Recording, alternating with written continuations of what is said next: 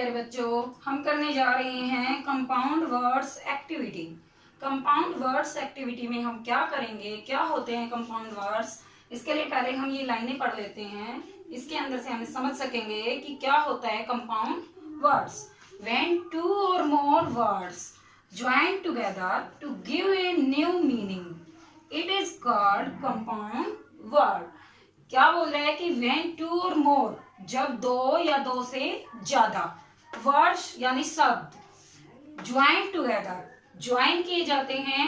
Together means मिलाए जाते हैं, इकट्ठे। टुगेदर मतलब उनको इकट्ठा करना और ज्वाइंट मतलब उनको मिलाना, है ना। तो उनको जब ज्वाइन किया जाता है, जोड़ना, ज्वाइन को हम जोड़ना भी बोलते हैं, ज्वाइन कर दिए जाते हैं, जोड़ दिए जाते हैं, टुगेदर इकट्ठे। टू गिव देने के लिए, a new meaning, a new मतलब नया, मीनिंग मतलब उसका अर्थ, कि जब भी दो या दो से ज्यादा शब्द यानी वर्ड्स ज्वाइन कर दिए जाते हैं, जोड़ दिए जाते हैं, इकट्ठे कर दिए जाते हैं, तो एक जब वो शब्द मिलकर एक नया, जब शब्द नया हमें एक अर्थ देते हैं, it is called compound word. यही क्या कहलाता है, कंपाउंड वर्ड कहलाता है। इसके कुछ एग्जांपल्स हैं, उनसे हम समझ पाएंगे कि क्या होता है कंपाउंड वर्ड्स। एग्जांपल्स में जस्ट लाइक रेन प्लस बो। देखो बेटा, रेन क्या होती है, बारिश होती है। बो यानी कि जो झुकी हुई, जैसे हम हमारे धनुष के लिए भी, या फिर जो हम बालों में बांध लेते हैं ऊपर, उसके लिए भी वो होता है। तो रेन प्लस बो क्या बन गया, रेन बो। और रेनबो क्या होता है, इंद्रधनुष। देखो, रेन अलग चीज थी, बो अलग चीज थी, दोनों को मिलाकर हमने रेनबो बना दिया, तो रेनबो क्या बन गया, इंद्रधनुष। तो दो वर्ड्स ज्वाइन हुए और इनसे हमें एक नया मीनिंग मिला, रेनबो।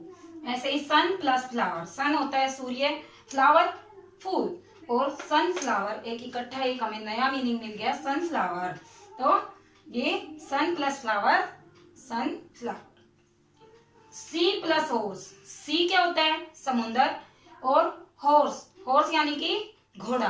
तो सी हॉर्स अगर इकट्ठा मिला देंगे तो ये एक समुद्री जीव है, और ये एक अलग मीनिंग मिल गया। बटर प्लस फ्लाई, बटर क्या होता है, जो हम लेके आते हैं, रोटी पे लगाते हैं, बटर घी वाला, है ना।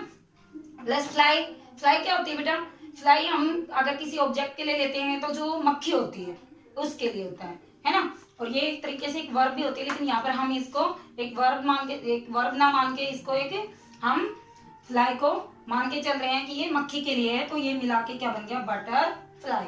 और बटरफ्लाई क्या हो जाती है, बटरफ्लाई हमारी तितली, सबको अच्छी लगती है ना तितली, सुंदर सुंदर, तो बटरफ्लाई बन गया। तो बेटा नेक्स्ट वन क्या है, बटरफ्लाई के बाद door plus bell. Door plus bell, door क्या होता है, दरवाजा, और बेल मतलब घंटी। तो डोर प्लस बेल को मिला के क्या बन गया, डोरबेल। डोरबेल क्या होती है, हमारे दरवाजे की घंटी। जब भी हमारे घर पे कोई आता है तो डोरबेल को प्रेस करता है तो हमें पता चलता है कि दरवाजे पर कोई आया है। तो डोर प्लस बेल बन गया doorbell. Next one is lady plus finger. Lady क्या होता है बेटा, कोई भी औरत, प्लस फिंगर मतलब उंगली, हमारे हाथ की जो भी मतलब उंगली है। तो लेडी प्लस फिंगर मिलकर बन गया लेडी फिंगर। और लेडी फिंगर क्या होता है बेटा, एक वेजिटेबल है ये, भिंडी, है ना। तो लेडी प्लस फिंगर बन गया lady finger. Next one is P plus Coke. P क्या होता है, मटर, ये भी एक वेजिटेबल है। कोक, कोक क्या होता है, मुर्गा। तो पी प्लस कोक मिलकर बन गया पिकॉक। पिकॉक क्या होता है, मोर। तो देख रहे हैं आप इन सब में कि जब भी हम वर्ड्स को ज्वाइन कर रहे हैं तो एक नया मीनिंग निकल कर आ रहा है। Next one is year plus ring. Year क्या होता है बेटा, कान, रिंग अंगूठी। तो ईयर प्लस रिंग मिलकर बन गया ईयरिंग। और ईयरिंग जब इकट्ठा हो जाता है तो इस वर्ड का मीनिंग होता है कान में पहने जाने वाले झुमके। जो भी कान में पहनने के होते हैं ना, हमारे कानों में डालते हैं ना, इस तरीके के सब अलग अलग, वो हो जाता है ईयरिंग। और तो ईयर प्लस रिंग को मिलाकर बना दिया ईयरिंग।